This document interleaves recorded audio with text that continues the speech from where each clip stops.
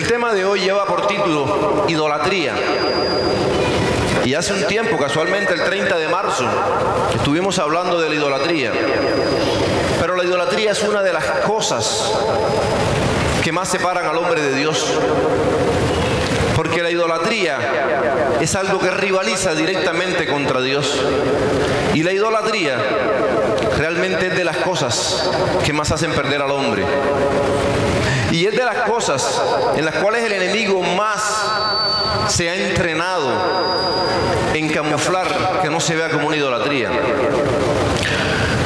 Nosotros, desde que hemos crecido, desde que tenemos uso de conciencia, sabemos que no está bien servir al enemigo, servirle al diablo. Sin embargo, mucha gente abiertamente hace eso, se declaran satanistas. Mucha gente usa un suéter con el símbolo de la muerte. Mucha gente usa un suéter con el símbolo del dragón. Toda esa clase, muchos tatuajes se hacen ahora con el dragón, con la serpiente, con toda esa cantidad de cosas. Abiertamente la gente lo hace. Pero más son las personas que sin saberlo están practicando idolatría. Si nosotros vemos un niño, 1 año, 2 años, ¿quién piensa? Eso va a rivalizar contra Dios. Sin embargo, hay idolatría hacia los hijos.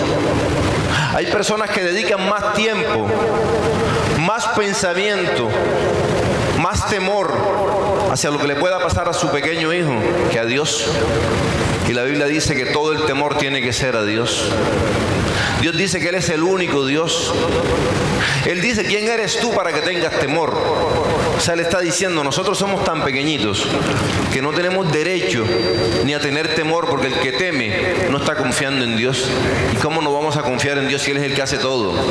La Biblia dice en el libro de Hebreos que el que ama no teme, porque el perfecto amor echa fuera el temor. Así que cuando nosotros decimos, yo creo en Dios, yo confío en Dios, pero esta noticia que me dieron, este diagnóstico, esta enfermedad que me dieron ahora, me tiene preocupado, tengo miedo. Y Dios dice, ¿quién eres tú para que tengas miedo? Pero volviendo al tema de la idolatría, hay cosas tan sutiles que el enemigo ha hecho, y el corazón del hombre es tan engañoso que terminamos teniendo idolatría. Esto es una idolatría. ¿Por qué? Porque pasamos más tiempo con el celular, no meditando en las cosas de Dios, sino en las cosas del celular, que lo que tiene que ver con Dios. Y usted dice, pero yo no me postro ante esto. Pero cuando se le pierde, ¿cuál es el primer pensamiento que se viene? Ansiedad, preocupación. Si nosotros tenemos que salir de nuestra casa corriendo, en la mañana nos llamaron una urgencia y no hemos orado, ¿qué da más preocupación a una persona normal? Que no ha llorado o que no se lleve el celular para el trabajo, para la casa, para donde va. Es raro el que no tenga el celular. Y produce tanta preocupación que esa ansiedad tiene un nombre, se llama nomofobia. Y viene del inglés no more phone phobia, temor a que se le pierda el celular. El que se le pierde esto está desprotegido. Porque va a mirar la hora, no importa que tenga reloj, tiene que mirarla en el celular. Si quiere enterarse de algo, ya no va al periódico, ya no espera el noticiero, es mirar qué dicen las redes sociales. Si tenemos que dar un mensaje, ya nadie llama ni por el celular, ni va a decirle, no, hay que poner un mensaje. ¿Y para qué escribir si ya están los emoticones y los muñequitos y todo? Y las redes sociales están bien. Tenemos que entender algo, que más adelante hablaremos, en otra prédica hablaremos, pero es un tema que hay que tratar. Y es que algo que está mostrando y está dando cumplimiento de que Cristo viene, es que la sabiduría está aumentando. Y eso, alguien que se ha dedicado a estudiar esto lo llama la curva exponencial. Y hay muchos libros de esos, y hay bastante tema que leer sobre eso. Y cuando uno comienza a leer sobre la curva exponencial, Dios dice, en los últimos tiempos va a aumentar la sabiduría del hombre. Y vemos cómo yo compré, donde yo trabajaba me exigieron un computador. Y lo compré como en el 2002 por allá. Y tenía 4 GB de memoria. Y ahora el teléfono este tiene 128. Pero aquel me costó casi 4 millones, me tocó prestar, ni siquiera el sueldo me alcanzó para comprar el primer computador, porque en la empresa me lo exigían, un portátil. No me alcanzó el sueldo y tenía 4 de memoria. Y resulta que cualquier teléfono tiene 32, 64, 128, 256. Pero el hecho de que esté aumentando todo eso está confirmando lo que Dios dice, que la sabiduría va a aumentar en los últimos tiempos. Y antes, ¿quién iba a pensar que en un mismo teléfono estuviera una cámara, estuviera una filmadora, estuviera un celular, pudiéramos grabar, pudiéramos enviar correos, lo que antes se hacía por telegrama? Pero todo eso tiene que ver y la tecnología es buena. El problema es que no solo nos volvemos dependientes de la tecnología, sino que ponemos nuestros sentimientos. Y el que no está enterado qué pasa hoy, muchas personas comienzan a presentar ansiedad. Y eso solamente por poner un ejemplo. Hay personas que les gusta el deporte. Y eso es una lucha. Y mi caso particular es ese, y tengo el caso de amigos que les gusta el deporte, el fútbol, el softball. Hay gente tan apasionada que hasta oye las polémicas por radio y todas esas cosas. Pero el problema no es estar actualizado, no es usar las redes sociales, no es usar la tecnología. El problema es que pensemos más en eso que en Dios. ¿Quién podría pensar, volviendo al tema de ese niño, que un niño puede ser causa de idolatría? Que una esposa, que un esposo. Hay personas que idolatran a su pareja y eso es rivalidad contra Dios. Y muchas veces Dios permite situaciones en nuestra vida donde todo en lo que nosotros tenemos depositado nuestra confianza comienza a caerse.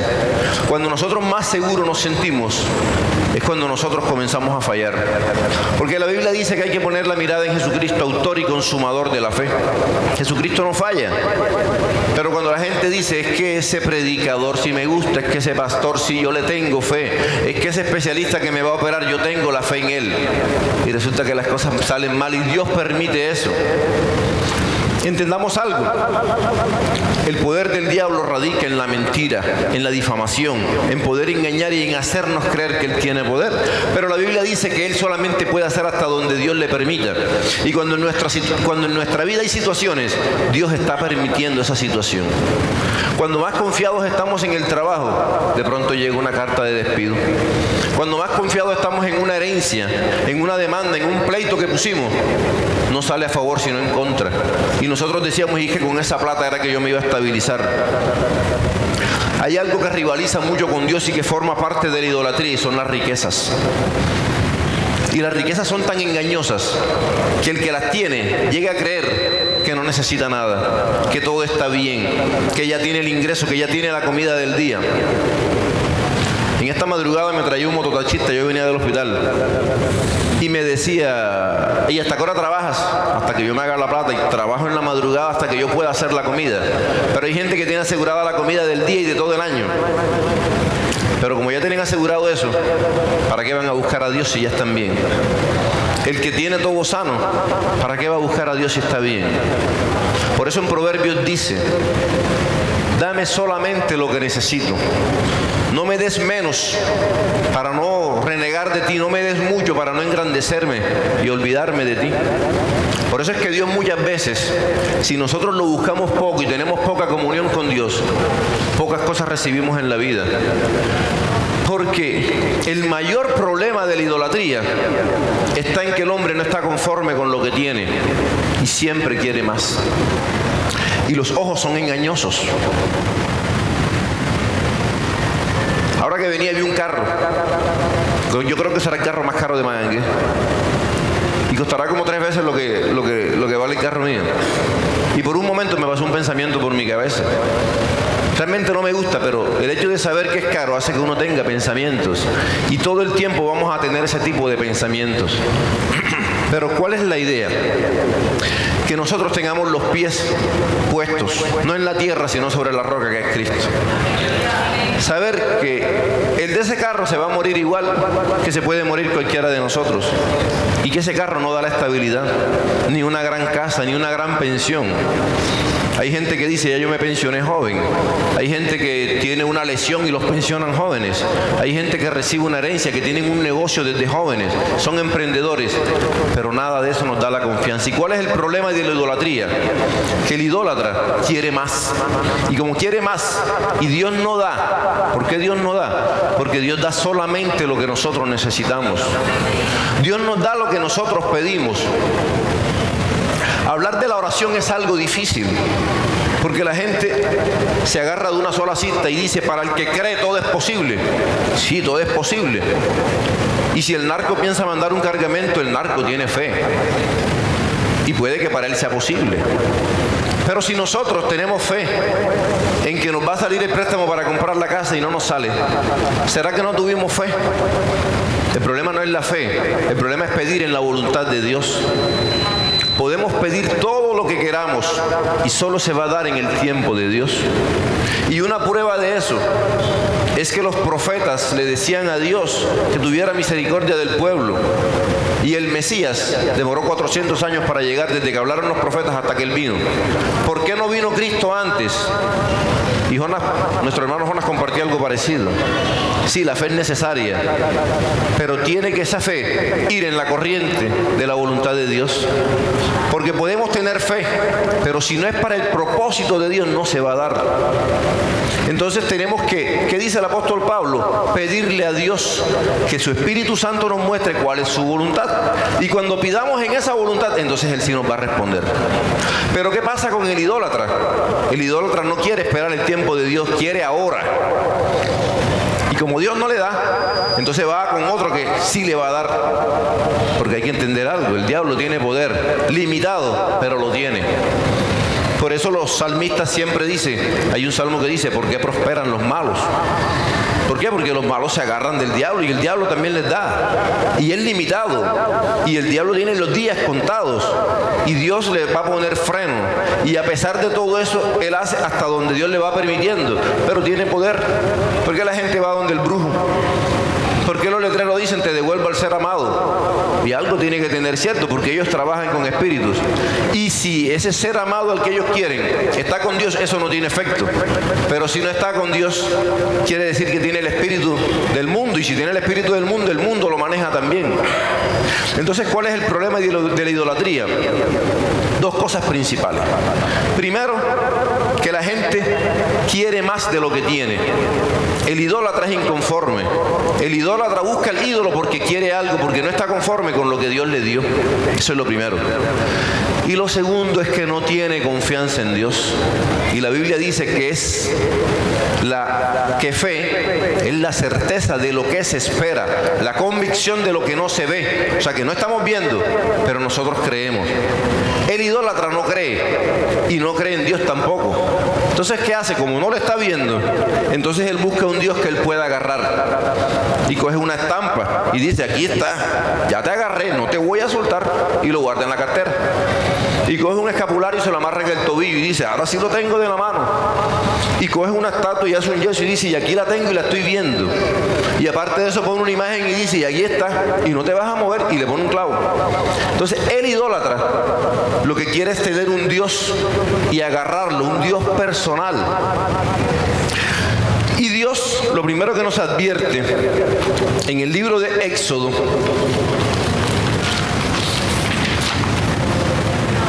Éxodo 20, del 1 al 4, los 10 mandamientos. Y los dos primeros Dios habla es contra la idolatría. Éxodo 20, del 1 al 4 dice, la palabra del Señor dice en el nombre del Padre, y del Hijo y del Espíritu Santo. Y habló Dios todas estas palabras diciendo, Éxodo 20 del 1 al 4, yo soy Jehová tu Dios, que te saqué de la tierra de Egipto de casa de servidumbre. No tendrás dioses ajenos delante de mí. Y segundo dice, no te harás imagen, ni ninguna semejanza de lo que está arriba en el cielo, ni abajo en la tierra, ni en las aguas debajo de la tierra. ¿Por qué está diciendo eso?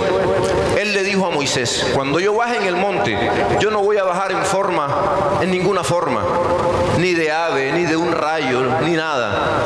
Porque después ustedes van a hacer una imagen de eso y la van a adorar.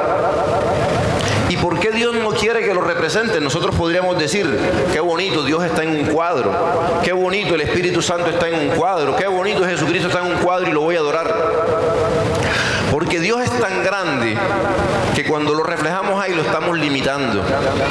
Dios es tan grande y tiene tanta gloria y tanto poder que nada hecho por el hombre lo puede representar. Pero el corazón del hombre es tan engañoso que apenas ve algo, enseguida va a adorarlo. Entonces dice, ni de lo que está arriba en el cielo, ángeles. Mucha gente ve un ángel y enseguida le va a pedir un favor al ángel Gabriel, al ángel. Ninguna sangre humana puede borrar. Ninguna sangre humana puede borrar el sacrificio de Cristo. Porque Cristo, dice la Biblia, que murió una vez y por todas, por el pecado de todos nosotros. Así que Él no necesita que nadie más derrame su sangre, ni nadie más haga sacrificios. Entonces, cuando la gente nos dice que Dios te bendiga, tu Dios, mi Dios, hay que decirle, ¿cuál Dios? Porque para la gente el dinero es un Dios, para la gente el poder es un Dios. Entonces, muchos dioses falsos hay. Jehová uno solo verdadero. Él dice, Jehová, yo solamente soy. Y dice algo más, no solo en el cielo, ángeles, ni abajo en la tierra. Cualquier ángel negro, cualquier cosa de esa, muchos se le arrodillan. Ni en las aguas debajo de la tierra. ¿Qué hay en el agua? Peces, tiburones, anfibios, reptiles, y también los adoran. Contrario a lo que Dios está diciendo, la gente sigue adorándolo y conociendo la palabra de Dios y dicen, yo creo en Dios. Pero también está diciendo, no te inclinarás a ellas, ni las honrarás, porque yo soy Jehová tu Dios fuerte, celoso. La gente dice que Dios es puro amor, pero la Biblia dice que también es fuego consumidor. Y Él dice que es celoso. Y la maldad de los padres la hace llegar a los hijos a la tercera y cuarta generación. La Biblia dice en Jeremías que cuando esos hijos se arrepienten y buscan a Dios, Dios corta esa maldición. Pero si no se arrepienten, esa maldición alcanza a los hijos. Por eso vemos suicidios que se van repitiendo. Por eso vemos divorcios que se van repitiendo. Por eso vemos cáncer, vemos enfermedades, hipertensión, todo que va alcanzando generaciones. La familia de un primo mío tenían el problema de cáncer de mama. Yo conocí a una de esas muchachas, se le murió la mamá, se le murieron las hermanas, se le murieron las tías, se murió la abuela. Son maldiciones tremendas que hay y la única forma de cortar eso es a través de Jesucristo. Jeremías dice, las uvas agrias que comieron los padres no le van a dar de entera a los hijos cuando se conviertan a Dios. ¿Qué está diciendo? La maldición de los papás no va a llegar a ellos si buscan a Dios. Pero si no los buscan, hasta la idolatría se repite. Nosotros vemos que Jacob, cuando iba con sus dos mujeres, una de ellas fue corriendo a buscar los ídolos de la familia. O sea que por familia, cada familia tenía un Dios. Y cierta vez estuve viendo en Discovery Channel sobre la India. Está comprobado que tienen, no miles, millones de dioses. Es más, mostraban que en cada cuadra había diferentes dioses y había una urna con un dios diferente que ni siquiera lo conocen allá, pero para ellos más es mejor. Y Dios dice, yo soy el único. Entonces dice él, pasando también a Deuteronomio 4, 15 y 16. Guardar pues mucho vuestras almas, pues ninguna figura visteis el día que Jehová habló con vosotros de en medio del fuego, para que no os corrompáis y hagáis para vosotros escultura, imagen de figura alguna, efigie de varón o hembra, figura de animal alguno que está en la tierra, figura de ave alguna alada que vuele por el aire, figura de ningún animal que se arrastre sobre la tierra, figura de pez alguno que haya en el agua debajo de la tierra. No sea que alces tus ojos al cielo y viendo el sol y la luna y las estrellas y todo el ejército del cielo, seas impulsado y te inclines a ellos y les sirvas, porque Jehová tu Dios los ha concedido a todos los pueblos debajo de los cielos. Pero a vosotros Jehová os tomó y os ha sacado del horno de hierro de Egipto, para que seáis el pueblo de su heredad como en ese día. Esa es la palabra que Dios nos está dando hoy. Que Dios nos sacó de Egipto. ¿Cuál era Egipto cuando vivíamos en oscuridad? ¿Cuál era Egipto cuando vivíamos en idolatría? ¿Cuál era Egipto cuando nosotros no conocíamos al verdadero Dios? Pero ahora sabemos que hay un solo Dios y que solo a Él hay que servirle. El mismo Jesucristo dice, todo hay que pedirlo al Padre, pero en el nombre de su Hijo. Piden y no reciben porque piden mal. Pídanle al Padre en el nombre del Hijo y Él le dará todas las cosas. Entonces, ¿qué pasa con la idolatría? La idolatría, ¿por qué nace? Nace porque el hombre es tan dependiente de sus sentidos que necesita ver algo de lo que agarrarse. El primer ejemplo que nosotros vemos de idolatría fue en el pueblo de Israel. Cuando Dios los saca de Egipto, los lleva por el desierto, Dios quiere hacer algo maravilloso para ese pueblo y para toda la humanidad. Quiere darle unas leyes, para que a través de esas leyes ese pueblo le sirvan a Dios. Y Dios les dice a ellos: yo no quiero que ustedes sean como los demás pueblos que tienen un rey, yo quiero ser su rey directamente. Y cuando Dios se está encontrando con Moisés para darle ese regalo a la humanidad, en ese momento que dejaron de ver a Moisés 40 días, hicieron un becerro de oro y lo adoraron. Mientras Dios está dando una muestra de amor, dándonos las leyes, los 10 mandamientos a través de Moisés, solamente le dijo: Moisés, ven a recibir eso. Y mientras Moisés va, enseguida hicieron un becerro. ¿Qué es un becerro? Un carnero de oro. Y lo adoraron. Esa fue la primera idolatría. Dios los sacó de Egipto. Dios abrió el mar rojo. Dios se tragó al ejército de Faraón. Dios hizo que bajaran codornices. Y ellos seguían siendo rebeldes. Les dio maná del cielo. Se aburrieron. Queremos carne. Hizo venir una cantidad de codornices. Y dice: les voy a dar tanto que la van a vomitar por la nariz. Y les dio muchísimo y vomitaron. Veían todo eso. El zapato no se les dañó 40 años. ¿A quién le dura eso? Dice la Biblia que la ropa no se les dañó 40 años. Y sin embargo dejaron de ver a Moisés y enseguida hicieron un becerro y lo adoraron. ¿Qué hizo Moisés con ellos? Fundió el becerro, lo echó en agua y hizo que se lo tomaran. Y ese pueblo, si no es por la intercesión de Moisés, Dios lo hubiera destruido. Entonces vemos cómo pasó la idolatría aquí. Cómo viendo a Dios que bajaba, cómo bajaba humo del monte, y aún así adoraron un becerro. Si eso pasó, viendo ellos las manifestaciones de Dios, bajándoles carne, bajándoles comida, protegiéndolos del enemigo, ahora ¿cuánto más pasa con nosotros si nos alejamos de Dios? Por eso es que mucha gente comienza a poner la esperanza en las cosas materiales, en lo que puede ver, en lo que puede tocar. Pero la Biblia dice: si tú estás viendo algo, ¿para qué esperar? ¿Para qué creer si ya lo estás viendo? El que espera y el que cree es para el que no está viendo. Y Dios pone una regla. Dice que para ver a Dios tenemos que tener fe, porque sin fe es imposible agradar a Dios. Y fe quiere decir que Él nos dio una promesa y que nosotros vamos a creer esa promesa. Y que no vemos nada, y que nadie nos dice, y que nadie nos habla, pero tenemos fe en esa promesa. Y Dios cumple sus promesas. La primera promesa era que iba a derramar de su Espíritu Santo, dijo Jesucristo. Y en Pentecostés se derramó el Espíritu Santo y está con nosotros.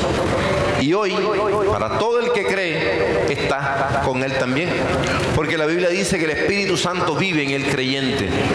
Y ya Dios cumplió la primera y más importante promesa. La otra, derribar toda obra del diablo. Y con la muerte de Cristo se venció todo eso.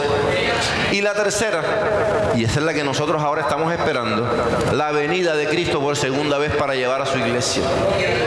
Y esa es la tercera promesa que estamos esperando, donde Él dice que hizo moradas en la casa de su Padre para nosotros. Entonces, esa es la fe que nosotros no nos podemos dejar robar. En Éxodo nosotros vemos cómo, Éxodo 32, cómo Israel hizo ese becerro de oro. Pero nosotros vemos también cómo cada vez que se moría un juez, el pueblo se volvía. ¿Cuáles eran los jueces? Después que muere, todos estos grandes líderes comenzaron a aparecer lo que la Biblia llama jueces. Por ejemplo, Sansón fue uno de esos jueces. Cuando había alguien así, el pueblo se volvía a Dios. Apenas moría el juez y ya no estaba ese líder, la gente enseguida se volvía al diablo. ¿Qué hacían ellos? Dios bajaba y los guardaba a ellos. Pero cuando no estaba el líder que les decía: vamos a buscar a Dios, entonces ellos se iban para los ídolos de los pueblos vecinos. ¿Y a quienes adoraban los vecinos? Al diablo, pero con diferentes nombres: Baal, Astarte, Asera, Isis, Osiris, toda esa cantidad de cosas hacían ellos. Entonces, vemos que en la época de Saúl y en la época de de David, no se habla de que hubieran adorado ídolos, pero apenas apareció el hombre más sabio de la tierra después de Jesucristo, que fue Salomón, enseguida llevó al pueblo hacia allá. Por eso para mí es un error que Salomón hubiera pedido sabiduría, porque Dios le dijo: pediste sabiduría, te la voy a dar. No pediste riquezas, te la voy a dar. Pero aún siendo el hombre más sabio de la tierra, eso no hizo que su corazón se volviera hacia un ídolo y terminara adorando al diablo. ¿Qué pasó ahí? Dice la Biblia que Dios se le apareció 2 veces a Salomón.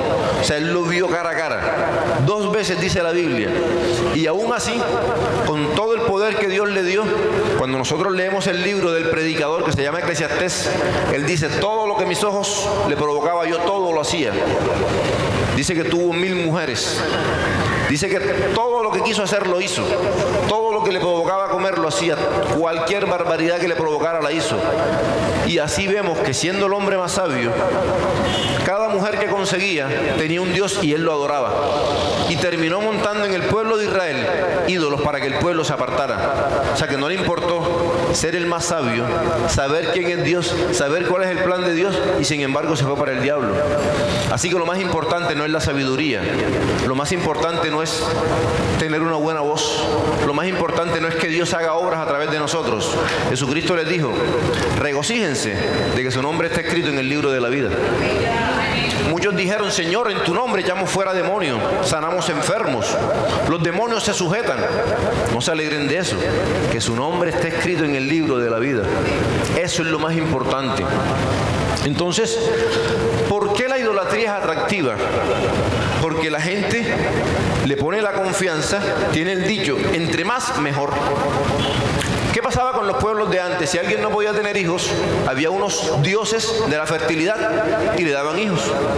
Si alguien iba a tener una cosecha, le pedía al dios del sol, le pedía al dios de la luna, le pedía al dios de la lluvia que le diera para una buena cosecha. Si venía un ejército a invadir, le pedían a los dioses guerreros que los protegieran. Y en cierta forma todos estos demonios que están detrás de la idolatría los protegían. Entonces la gente decía: yo le pido a Dios y es cuando Él quiera, pero yo le pido a este y me da enseguida. Hay que entender que cada vez que el enemigo da algo, te está quitando tu alma. Él te está dando aquí, pero te está quitando la oportunidad de que estés allá en una eternidad. Te está dando aquí, pero te está apartando de Dios. Entonces, ¿qué hace el enemigo? Él te da enseguida, como el que dice: te doy sin cuota inicial, pero fírmame acá. En cambio, Dios te dice: no, conmigo es un proceso. Esa es la cuestión con Dios, que cuando Dios nos dice: sí, la salvación es gratis, pero ahora yo necesito que camines en santidad, ahora yo necesito, te voy a poner una norma de moral tan alto que tienes que cumplir, y como tú no puedes, tienes que buscarme a mí para yo ayudarte. En cambio, el enemigo te dice: ven como tú quieras, yo te recibo como tú vengas. Cuando vemos estas nuevas sectas, estas sectas se forman de cualquier religión. Un compañero masón me decía: nosotros de cualquier religión entramos, eso no hay problema, nada, como tú quieras entrar de cualquier, nadie te dice nada y tú puedes entrar como tú quieras. Y todo lo que le haga creer al hombre que se puede superar y puede llegar a ser igual a Dios, eso es idolatría, eso es rebeldía. Nadie puede decir, nosotros vemos, todavía esta semana estaba el problema de la cienciología, cómo el ejército de Colombia o la naval fue a rendirle homenaje al presidente mundial de la cienciología. ¿Y qué es lo que hacen ellos? Son satanistas. Sin embargo, fue una representación de Colombia, aunque fue algo ilegal, pero fueron a rendirle pleitesía y honores y méritos a una persona que es el presidente de una secta. Entonces, ¿pero por qué a la gente le atrae eso? Porque ve enseguida el resultado. Porque le dicen, si tú trabajas con nosotros, te conseguimos los mejores puestos. Si tú tienes relaciones con nosotros, vas a estar rodeado de lo mejor. En cambio, Dios dice, difícilmente un rico se salvará. Es más fácil que un camello entre por el ojo de una aguja que un rico se salve. No está diciendo, no puedes ser rico, sino que está diciendo, no puedes amar la riqueza más que a mí. La Biblia muestra el ejemplo del joven rico. que fue allá a decirle, Señor, ¿qué haré para heredar la vida eterna? Y cuando Dios le dijo, haz esto, haz lo otro, todo eso ya yo lo he hecho. Vende lo que tienes y dáselo a los pobres. Dice la Biblia que se fue triste. ¿Por qué? Porque amaba más la riqueza que a Dios. Si nosotros, por misericordia de Dios, tenemos un título universitario, tenemos una buena carrera, una buena profesión, un buen empleo, y amamos más eso que Dios, Dios nos los puede quitar. Entonces hay gente que dice, yo sí me acuerdo de esa época en la que yo tenía dinero, yo tenía carro, yo tenía casa, yo tenía una familia, y ahora no tienen nada. ¿Por qué? Porque pusieron su estabilidad en algo falso, pusieron su fe en algo que no resulta. Pero cuando dice la Biblia que nosotros ponemos la fe en Jesucristo, que Él da roca inconmovible, nada nos puede separar de Él.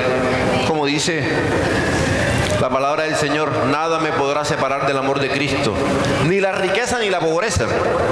Porque muchas veces la gente se aleja de Dios cuando son pobres, reniegan.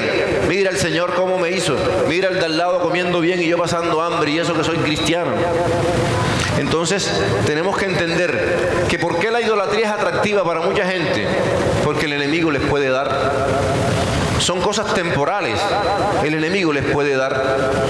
Entonces tenemos que entender nosotros que la gente piensa que entre más tiene, más puede conseguir.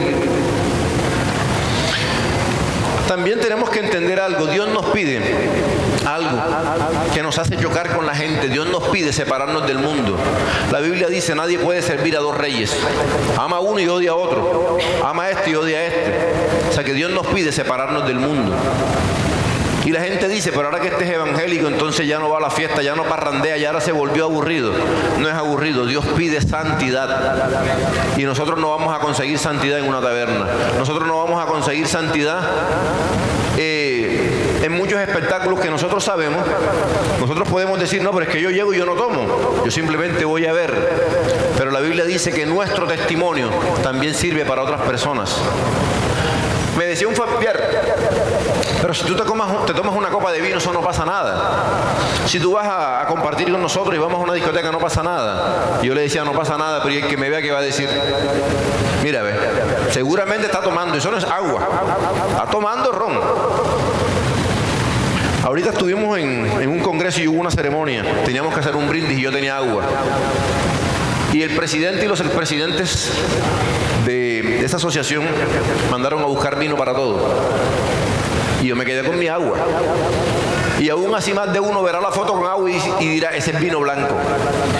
Entonces nosotros tenemos que cuidar el testimonio hasta en lo más mínimo. ¿Por qué? Porque nosotros podemos estar tranquilos, pero no sabemos quién, a través de lo que está viendo en nosotros, puede servirle de tropiezo y decir, mira, ve, me dice que no tome y resulta que está tomando. Me dice que no tome. Entonces nosotros tenemos que cuidarnos de cada cosa de esa. ¿Qué pasa con la idolatría? Que estos enemigos, el apóstol Pablo dice, un ídolo nada es. ¿Qué es un ídolo? Una cosa de yeso, una cosa de barro, eso no tiene poder. Pero detrás de eso, sí hay un demonio que se está moviendo, y es lo que el apóstol Pablo dice. Un ídolo nada es, pero lo que está detrás de eso sí tiene poder. ¿Qué pasa con la idolatría? Vamos a Jeremías 2:11.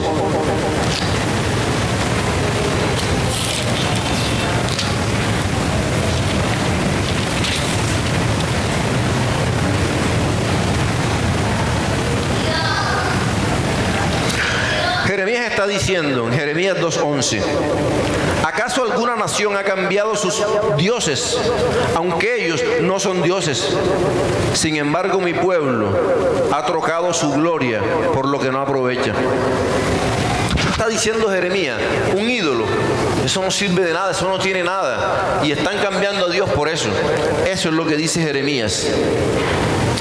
Pero nosotros vemos también en Primera de Samuel 12:21, Samuel también dice, los ídolos son vanos, son inútiles.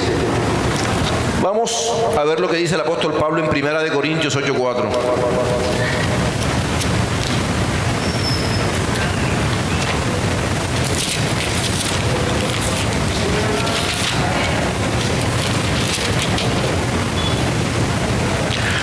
Acerca pues de las viandas, está hablando de las comidas, de las viandas que se sacrifican a los ídolos.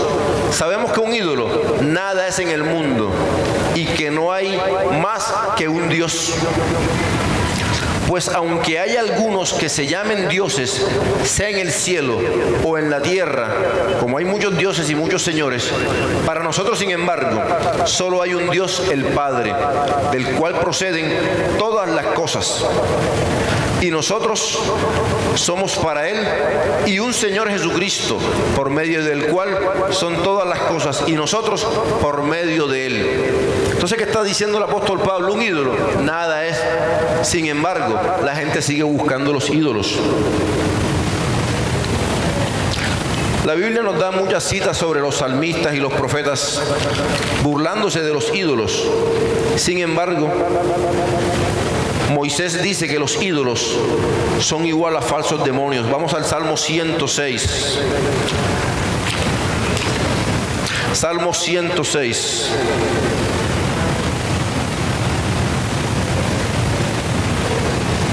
(36-37). Dice la palabra del Señor: y sirvieron a sus ídolos, los cuales fueron causa de su ruina. Sacrificaron sus hijos y sus hijas a los demonios. Inicialmente el enemigo no te pide nada, no te pide cuota inicial, pero las cuotas que pide son muy altas. Y llega el momento en que el que le sirva al enemigo tiene que entregarle a él aún su propia familia, aún su propia vida. Por eso nosotros vemos casos de personas que matan a sus propios hijos, que matan a su propia esposa, que matan a sus padres. ¿Por qué? Porque el enemigo termina pidiéndole todo eso. Entonces, ¿qué está diciendo la Biblia aquí? Que la gente termina sacrificándole aún al diablo, a su propia familia. Entonces la gente dice: yo amo a mi familia, yo lo quiero proteger. La mejor protección para nuestra familia está en Dios. La mejor estabilidad para nuestro trabajo está en Dios. Hay personas que se van a levantar en nuestro empleo, en nuestro sitio de trabajo. Y cuando nosotros tratamos de pelear con nuestras fuerzas, las cosas no van bien. Y así como nosotros tratamos de mostrar la obra de Dios en las personas, todo el que no tiene ese mismo espíritu de Dios te va a atacar. Por eso Dios dice: el que se hace amigo de Dios se hace enemigo del mundo. Apenas nosotros buscamos a Dios, comienzan a atacarnos. Entonces el cobrador, viene la hipoteca, vienen las cosas. Pero ahí es cuando Dios permite eso para probarnos. Porque dice que cuando nosotros pasemos la prueba, y la prueba es la confianza, entonces Dios nos va a honrar delante de la gente. Y por eso es que nosotros vamos a decir: yo quiero ser como esa persona. Y resulta que tenemos que entender que esa persona ha tenido que orar, esa persona ha tenido que entregarle a Dios para que entonces Dios le devuelva. Esa es la diferencia con Dios. Nosotros le entregamos todo a Él y Él nos lo devuelve multiplicado. Mateo 6:33 dice: buscad primeramente el reino de Dios y su justicia, y todas las demás cosas vendrán por añadidura. Nosotros nos preocupamos por la comida, nos preocupamos por la ropa. ¿Y qué dice Jesucristo nuestro Señor? Mira las flores del campo, mira las aves, no tienen granero, y sin embargo ni siquiera Salomón, con todo su esplendor y su riqueza, viste mejor que ellas.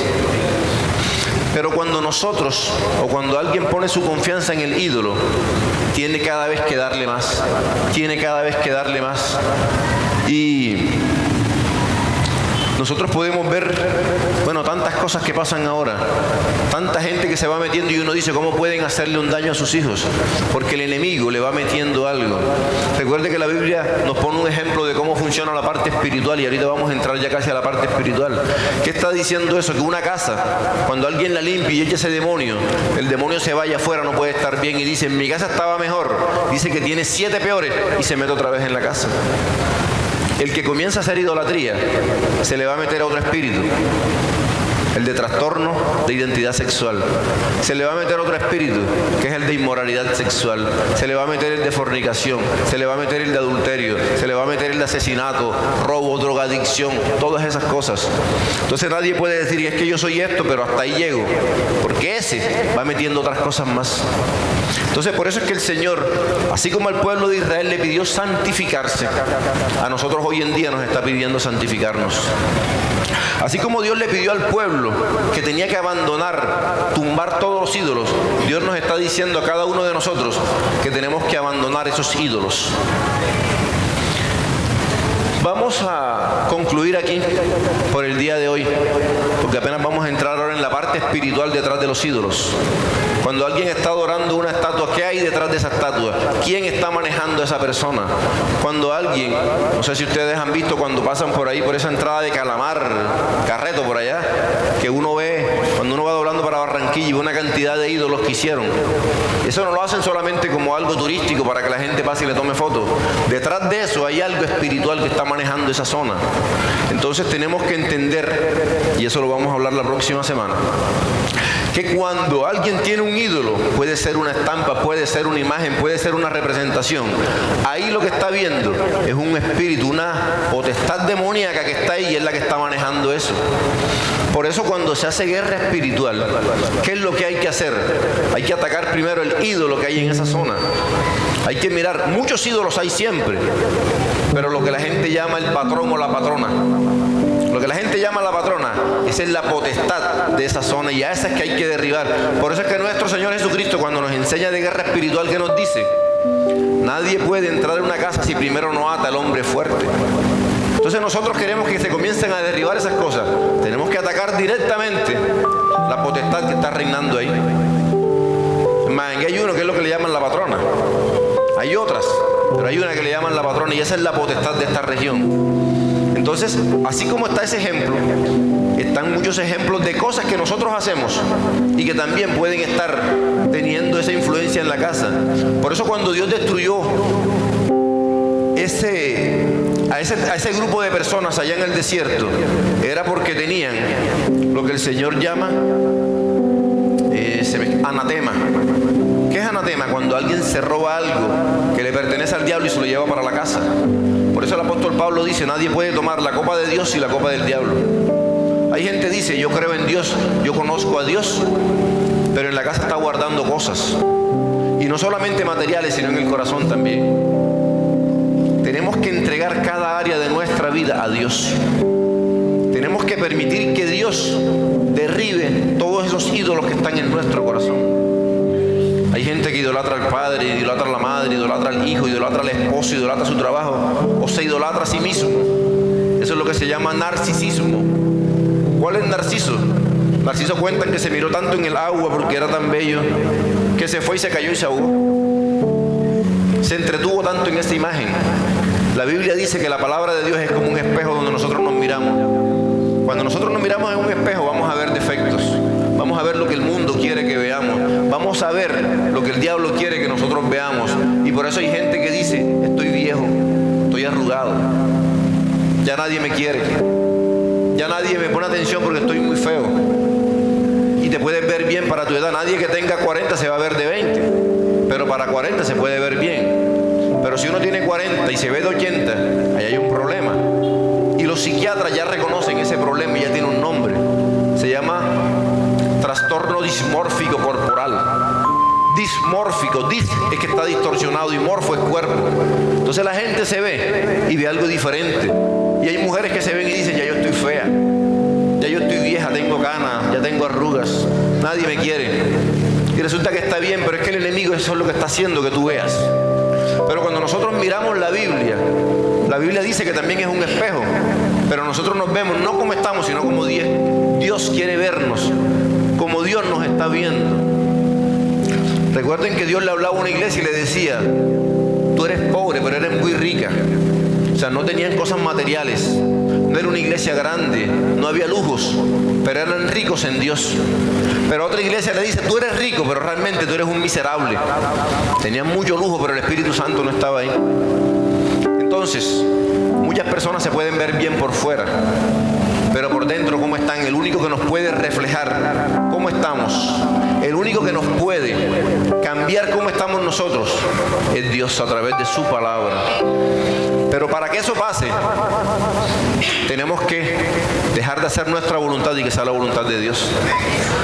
Y ahí es cuando viene el problema. Ahí es cuando la mula tuerce el rabo. ¿No dicen así? ¿Por qué? Porque resulta que nosotros decimos, todo va bien, alabado sea Dios, hasta que Dios dice, no me gusta lo que estás haciendo, no me gusta cómo estás viviendo, no me gusta lo que estás haciendo, estás murmurando de los demás, no me gusta lo que estás haciendo, estás haciéndole maldad al otro, no has perdonado a este, sigues haciendo esto. Y es cuando uno dice, pero es que él me la hizo. Pero es que, Señor, eso no se puede olvidar, Señor. Entonces, ahí es cuando viene el problema, y eso es lo que Dios quiere. Entonces, Dios quiere que nos miremos en el espejo, pero de la palabra de Dios. Que la leamos, pero que también la apliquemos. Por eso Él dice, yo estoy a la puerta y llamo, y si alguno me oye, ¿qué es oír? El que capta las palabras, pero le hace caso. La mamá le dice, tú no me estás oyendo, cuando le está hablando al niño y lo está regañando, tú no me estás oyendo. Ella sabe que lo está oyendo, pero no está obedeciendo. El Señor hoy nos está pidiendo que tenemos que despojarnos de los ídolos. Muchas veces nosotros nos aferramos de situaciones. No, ese es el único empleo que yo tengo, porque si yo pierdo ese empleo, mira, ya yo no tengo más nada que hacer. Hay unos que dicen, no, es que esa es la novia esa es la única que me va a querer. Si se me va esa novia, y no puede ser. Y resulta que tenemos que aprender a decirle a Dios, Señor, que no sea mi voluntad sino la tuya. Que no sea como yo quiero, Señor. Jesucristo dijo, si es posible pasa de mí esta copa, pero que no sea mi voluntad sino la tuya. ¿Qué dijo Moisés? Abraham, 20 años esperando un hijo, el hijo de la promesa, y cuando Dios se lo da, después le dice, ahora sacrifícamelo. Me imagino que muchas veces él diría, Señor, pero tú me lo diste, Señor, te estoy oyendo mal, Señor, sí será. Pero cuando él entendió, dijo, Señor. Y dice la Biblia, cuando habla de como el altar de la fe, de las personas que están ahí en el sitio de honor de la fe, y dice, él tenía tanta fe que él creía que si Dios se le quemaba ese hijo de la ceniza, se lo hacía nuevo. ¿Hasta dónde llegó ese nivel de fe? Esa es la fe que Dios quiere que tengamos hoy. Que si nosotros dependemos de un empleo, dependemos de una pareja, dependemos de un jefe, dependemos de algo, nosotros hoy entendamos que si nosotros se lo entregamos a Dios, Dios de la ceniza lo puede hacer mejor.